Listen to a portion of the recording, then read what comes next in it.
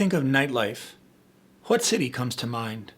Tell me in the chat, and once you've typed it in, I'd invite you to close your eyes and picture that city. Picture yourself on the sidewalk of that city. Can you hear it? It's Saturday night. You're about to walk into the most popular piano bar in town. Make it a really vivid picture. See yourself there on that sidewalk. This is where I spent 12 years of my life, observing, performing, and having conversations with some of the most interesting people you've ever met. Bankers, lawyers, titans of industry, and yes, even a few down on their luck patrons who'd been searching for answers at the bottom of bottles. Each with a story to tell, and each in their own way, trying to navigate some kind of change. As the front door opens and you walk inside, you can hear the busy crowd, and a song begins to play. Feel free to sing along if you like.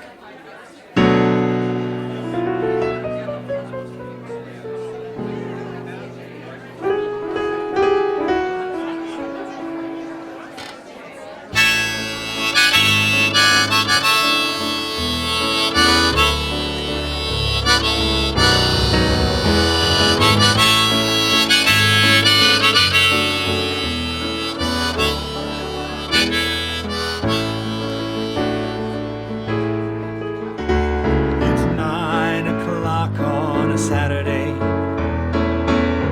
rate of the crowd shuffles in. There's an old man sitting next to me, made love to his tonic and gin.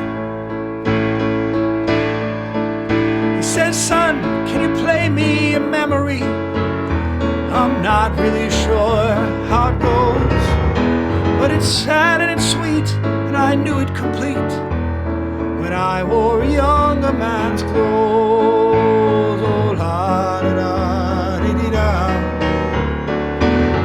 la da dee dee da da.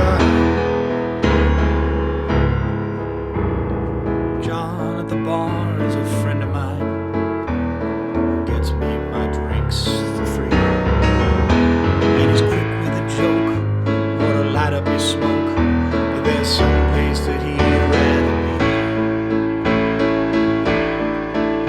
says, "Greg, I believe this is killing me," as a smile ran away from his face. "Well, I'm sure that I could be a movie star if I could get out of this place." Oh, la da da dee dee da, la da dee dee da.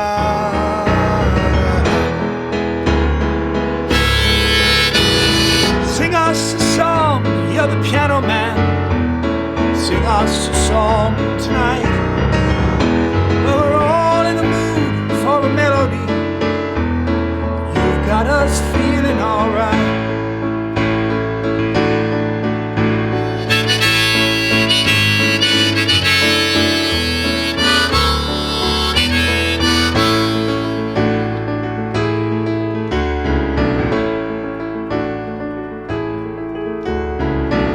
Well, it is so nice to welcome you here. My name is Greg Offner, and as you probably guessed, this song is The Piano Man. Now, many of you know the words. What I'd like to do now is try something we do at the piano bar. It's a call and answer. Now, that's where I'm going to leave a lyric out, and you fill it in, okay? It's easy, I promise, and you're going to have a lot of fun. Let's do it together. Now, Paul is a real estate never had time for and he's talking with who shops at old and probably will be for life. Good job.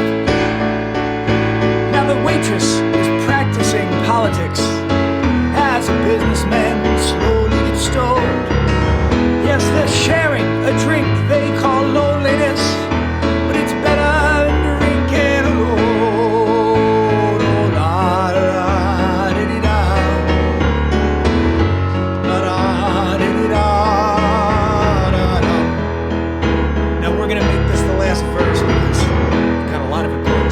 talk about, but I want you to sing this as loud as you possibly can, okay?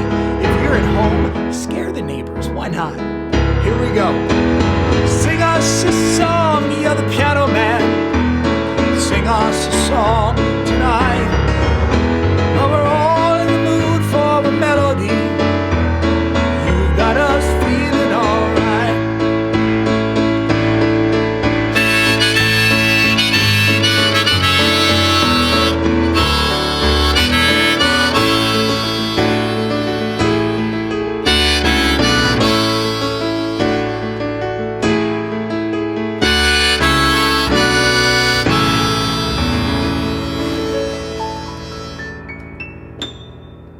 Give yourselves a big round of applause.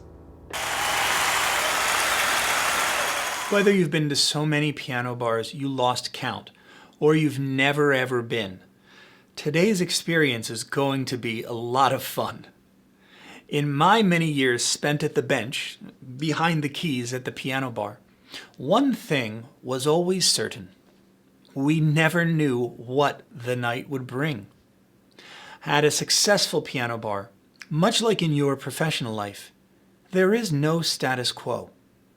The night is constantly ebbing and flowing. kind of reminds me of that song from Fiddler on the Roof. Sunrise, sunset, sunrise.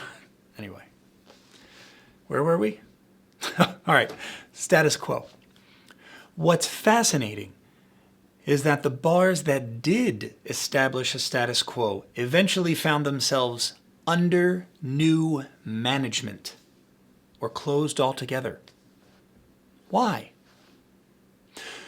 From a psychological standpoint, human beings crave growth, variety, and progress. Of course, we often enjoy the kind of bars where everybody knows your name. But our research has shown that out of the thousands of high-volume establishments in the USA, 95% regularly change and improve their programming. Think of vacations, the many properties that you may be familiar with. Sure, many guests crave the predictability of the staff, of the layout. But there's a fine line between experiencing a bar like Cheers and the experience of Groundhog's Day. In fact, if you think about your own behavior at work, we leave jobs when we don't experience the potential for growth, for variety. We even have a name for those jobs. What is it? Tell me in the chat. Drop it in there. Tell me what we call those jobs. That's right, dead-end jobs, because they're all tension and no release.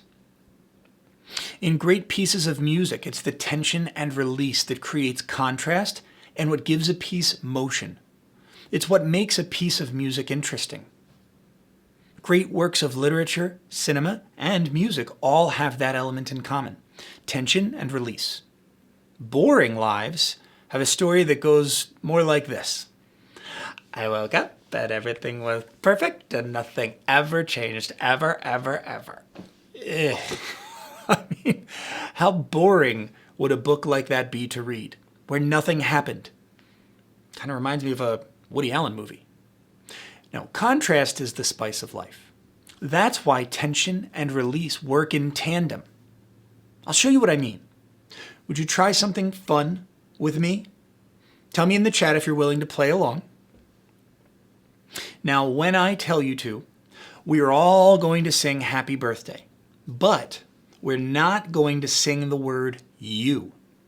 So it would sound like this. Happy birthday to, happy birthday to, happy birthday, happy birthday, happy birthday to, and you don't sing the word you, okay? So let's do it together on the count of 3. 1, 2, 3. Happy birthday to, happy birthday to, happy birthday, happy birthday, happy birthday to. How did that feel? To not finish the song. That feels a little weird, doesn't it? Yeah, that's what happens when you have tension but no release. It may even feel a bit uncomfortable. And lately, it feels like life has become a bit uncomfortable. In fact, for many of us, the entire structure of our life has become less predictable. Think of something in your life. What's something in your life that has changed or grown more tense lately? You can feel free to share in the chat because we're all feeling it. You may even feel like it's difficult to find that release, like you're stuck in the tension part of the music. I'll share that for me and Kim, my wife, we became parents 3 months ago to a beautiful baby girl. And that has created a whole lot of tension. But, boy, when she coos or smiles at me, there's the release. That's what makes it all worthwhile. So when we talk about disruption today, know that we're not talking about some technology, not something to do with venture capital firms or an app for your iPhone. We're talking about tension and release. Disruption is a word that's thrown about a lot these days. But what does it really mean? You might be surprised to know that when most people are asked, they can't actually define it. So let's get that part out of the way. We define disruption as a change that sustains and sets a new standard. A change that sustains and sets a new standard. And each night at the piano bar brought lots of disruptions. In fact, our pianos would be covered in these little micro disruptions. What do you think I'm talking about? Tell me in the chat, what am I talking about, these little micro disruptions? What could that be? Now, of course, I'm talking about request slips. On a busy night, we could easily have 100 requests during a 4-hour show. Our job was to effectively manage those disruptions. Each new song we chose created a change. It had the potential to fire up the crowd or bring their energy level down. To take our patrons on a journey of growth, happiness, and creativity was what we were there for. And that's not all too different from your job. According to Deloitte, success in this decade will require business leaders who are able to create disruption and manage rapid change effectively. So if you're going to be successful, if you're going to lead with courage and deliver a performance worthy of the concert of your life, you've got to become effective at navigating your own professional request slips. You've got to become effective at making and managing change. And that requires courage. Now, the first question we need to address is, what are your request slips? And how do you know which ones to play first? When I'm asked to come in and train leaders of companies, we typically spend several hours digging into a methodology that I've developed called the 7 Keys of Success. But we don't have a couple hours. In fact, Winston Churchill once said that to deliver a 2-hour speech extemporaneously, right on the spot, was simple. But delivering a brief address takes a tremendous amount of planning. So I'm going to tell you a little bit more about this concept of request slips. But then I'd like to give you something that you can use right now to help sort and prioritize your request slips. Because it's absolutely critical that you only focus on the request slips that are going to positively impact your performance. But how do you know which ones will? See, at the piano bar, that was easy. Every request slip on our piano was usually accompanied by something green and presidential. You get my drift here? Money, right? But how do you differentiate? How do you prioritize? How do you navigate the seemingly endless flurry of request slips that you encounter in your day, your week, your month, or your year? I remember the very first piano bar that hired me, the very first time I had to learn about managing request slips. The bar was called Casca Mordo, a terrible name for a bar, especially because we were in Philadelphia, not Italy. So very few people could pronounce it properly. Less funny was the fact that just as few people knew how to find it. This bar was tucked away on a desolate corner of downtown Philadelphia. But the owner, Mike, took a chance on me and thought, well, this would probably be a great place for this young kid to learn the business.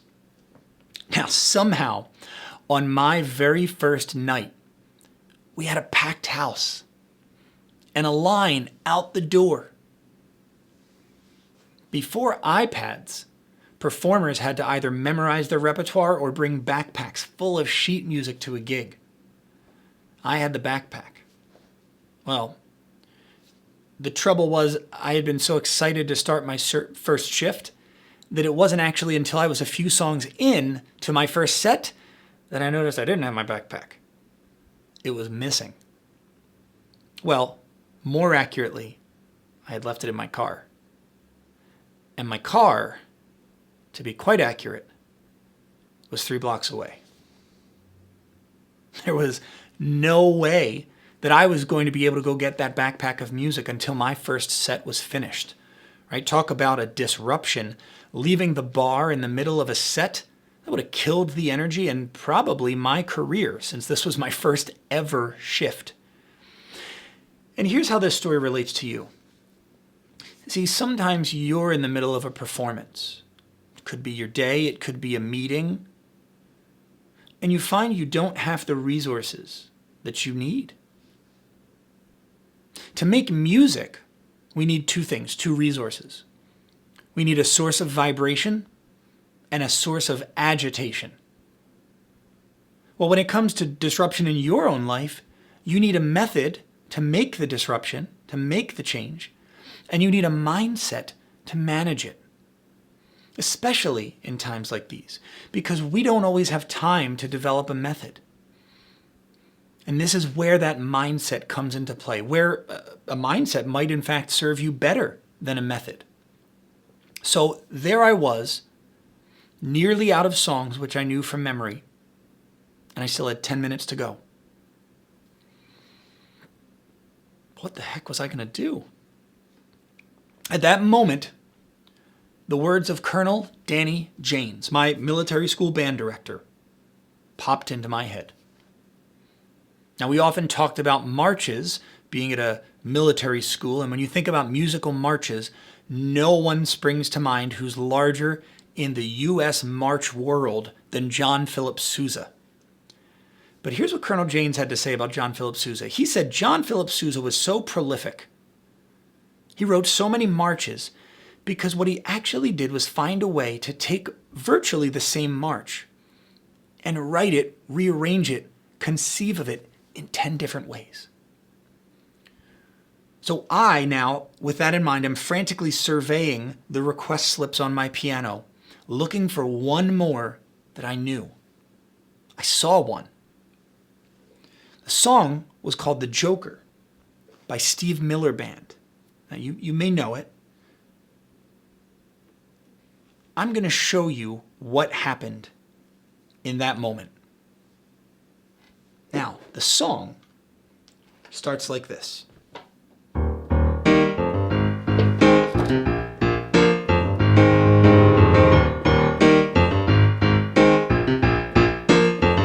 Pretty easy when it goes. Some people call me the space cowboy.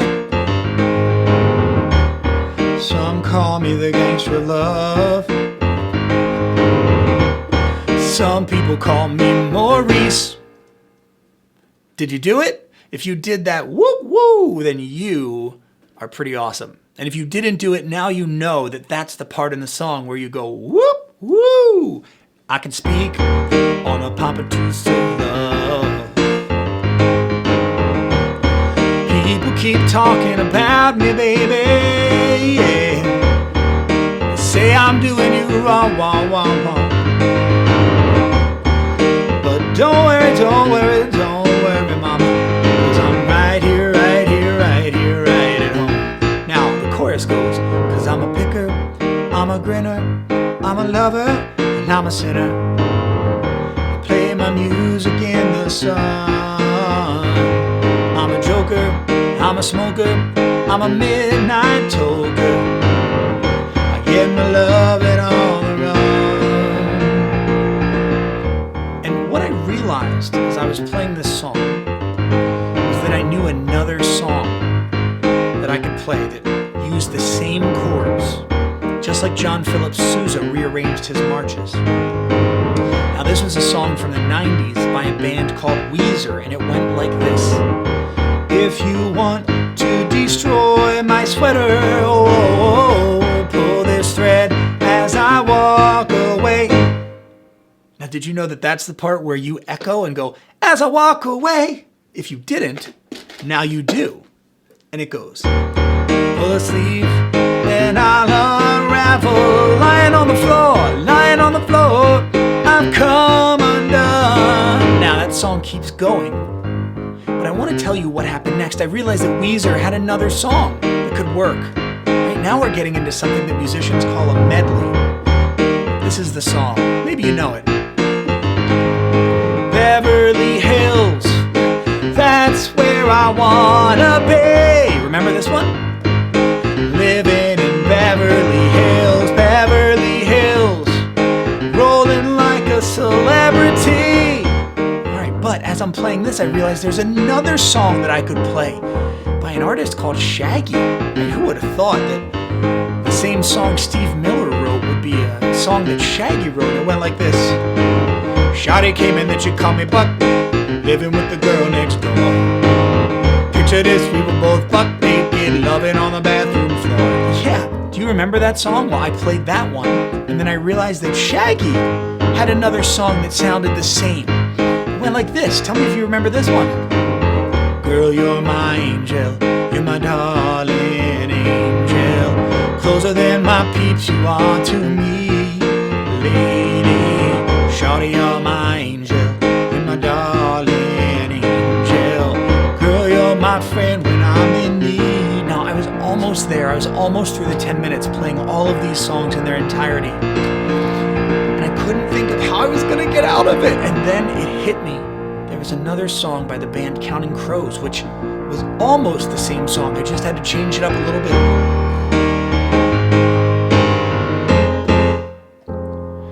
And it's one more day up in the canyons, and it's one more night in Hollywood. If you think that I could be forgiven, I wish you would. Da, da, da, da. Yeah, that song's called Long December, and that got me through that long 10 minutes to the end of my first set. So you're probably thinking to yourself, Greg, that would be great if I were a musician. I mean, that would be just awesome, but I'm not. So how am I supposed to develop a mindset for managing disruption at work? I don't work at a piano bar. How do I make a medley? Or even more important, you might be thinking, how do I use that mindset for managing disruption in my personal life? Well, I'm glad you asked. And if you'll permit me, I'd like to introduce you to the concept of root goal analysis. It's something I developed that's going to help you prioritize. It's going to help you identify how to manage those disruptions more easily. But first I need to explain this.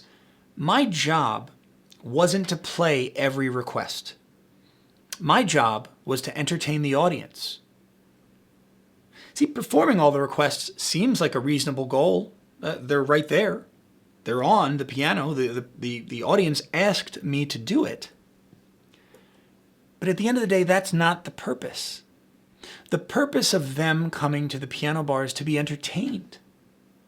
And sometimes those requests don't actually help me entertain the audience. So how can you apply this root goal analysis? Why does it work? Well, that's what we're going to talk about right now. And you see, that's actually what I just walked you through, was that root goal analysis. Because most times when we come up with goals, whether it's in our own life, our personal life, or our professional life, they seem like perfectly reasonable goals. I'd like to get a promotion. I'd like to build my business. I'd like to take more vacations. I'd like to make more money.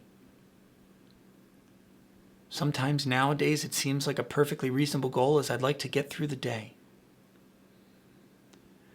But what we find is that very often the rationale, the reasoning that we give for those goals follows this rule. Maybe you've heard of it before. And the rule goes like this. People have two reasons for everything they do, right? A good reason and the real reason. Now, root goal analysis helps us get at the real reason for what we do.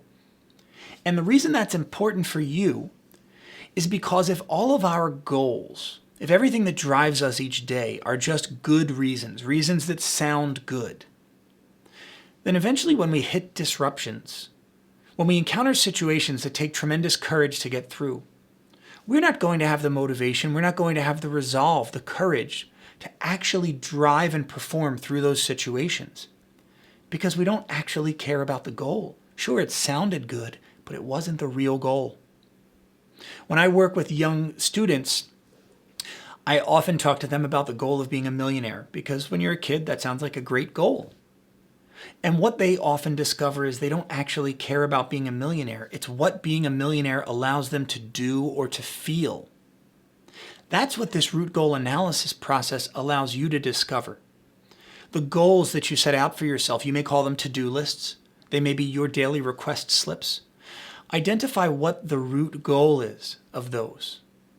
It takes some courage because we often find that, number one, the process is a little harder than we expected. And number two, that the goal may not actually be tied to the behavior we've been exhibiting. And that can become a real challenge to find out that the activities we've done each day are not actually helping us move towards our goal. So how does it work? How can you use it? And more importantly, why do I care about it? Why is some piano player here talking about it? Well, in 2015, I was accomplishing my request slips, both at the piano bar at night and during the day in my job as an insurance broker. And then I lost my voice. Through no fault of my own, through performing too much and speaking too much, I found myself in a place where doctors said if I didn't have surgery immediately, I would lose the ability to speak and sing forever. Now, that would certainly kill my nighttime job at the piano bar, but as a communicator and a salesman, that also threatened to silence me forever and kill my sales career. So I developed this root goal analysis utilizing practices that come out of risk management and Six Sigma and behavioral economics and psychology, positive psychology. And the reason I developed it, the reason I'm passionate about it is because I had to confront a complete change in my life. I had to leverage the courage that I had to discover what I wanted to do with myself now that everything had changed. And you may find yourself in the same situation where you need to call on the courage that's inside you and discover exactly what you do next. And this root goal analysis is something that you can do as soon as we're done this program that can help you identify one change that you can make, which can help you change everything. So here's how it works. I'd like to invite you to grab a piece of paper. You can use your smartphone, but I'd like you to do this exercise with me. Now, I'd like you to write down a couple of goals that you have for yourself. This should be really easy because we're very close to January and I'm sure you all planned out your year as far as the goals that you'd like to accomplish. So think about some of those goals and write down a few of them. I'll give you a moment.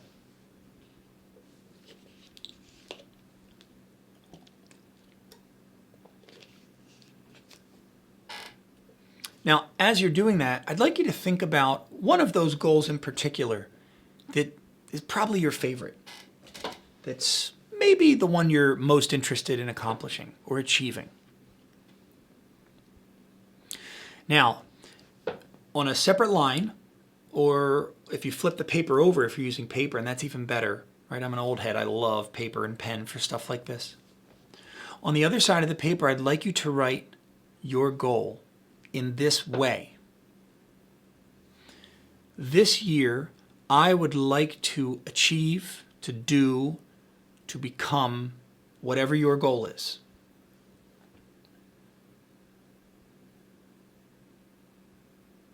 Then underneath it, I want you to write achieving, becoming, doing, getting, right? Whatever your goal is. Now here's the next part. This is really important. So achieving, getting, doing, whatever your goal is, will allow me to do, and then fill in the blank.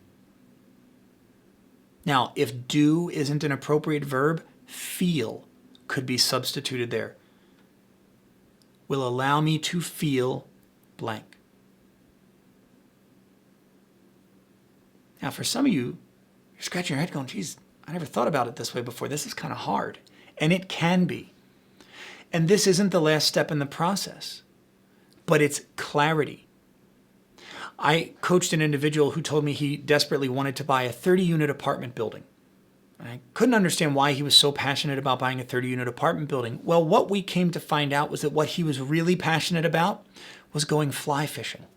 And he had created this situation in his mind where once he owned a 30-unit apartment building, that would provide enough revenue that all of his bills would be covered and he could have the mental and emotional and financial freedom to go fly fishing more. Now, after a couple of sessions, what I finally got him to open up and talk about and be open-minded to was the concept that if we could find a way to allow you to do more fly fishing now, without having to go through all the hoops and jumps and processes and steps that are required to buy a 30-unit apartment building, is that something you'd be interested in? And of course, you know what he said. Yes. See, what you may find is as you repeat this process, because now you're going to take your new goal that you've arrived at, and you're going to write it again, achieving, doing, becoming, having blank, right? Whatever that thing is you just filled in, will allow me to do or to feel, and then blank, right? We're going to keep repeating this process until you get to what philosophers call an autotelic goal. Now, this is a really simple one to describe, but it may be harder to arrive at than you think. Here's how you describe it. You look at the goal and you just go, I don't know, I can't rationalize it any further. It's just what I want. The way that I feel when I play the piano, when I sing, there's no rhyme or reason for it. It's just what I love. It's why I underwent 15 surgeries over the last 5 years to regain the ability to use my voice. Why I've had to relearn actually, how to speak 7 times in those last 15 years. In fact, if you can see the scar here, that happened in late October, so I'm still in that process. And I get the joy of being able to communicate with you and help you potentially find your root goal. Because if you remember, there's only 2 things it takes to make music. A source of agitation, right? My finger pressing the key, and a source of vibration. The hammer striking the key creates vibration. All sound, whether it's a bass drum, whether it's a truck rumbling, or whether it's a beautiful chord, is nothing more than agitation combined with vibration. For you to perform, to orchestrate the concert of your life, it takes little more than a method and a mindset. And what you now have is one small method that you can use and apply to the process of change. And the mindset flip, if you didn't catch it already, the mindset flip here is very subtle, but it's very powerful. It's getting at the root goal. When something changes in your life, we're often conditioned to look at it from a negative standpoint. How do I avoid the negative consequences of it? But what you'll find, what I discovered in my journey, is that what will push you through all of the trials and tribulations that life certainly has in store for each of us is understanding what you actually want. That's so much more powerful than trying to figure out how to avoid what you don't want. And the root goal analysis process that you have will help you get there. Now, my name is Greg Offner. It has been an absolute pleasure to spend this time with you. And I hope that you'll look me up on LinkedIn or connect with me online, because nothing would make me prouder than to hear you give the concert of your lifetime. Thank you very much. Have a great day.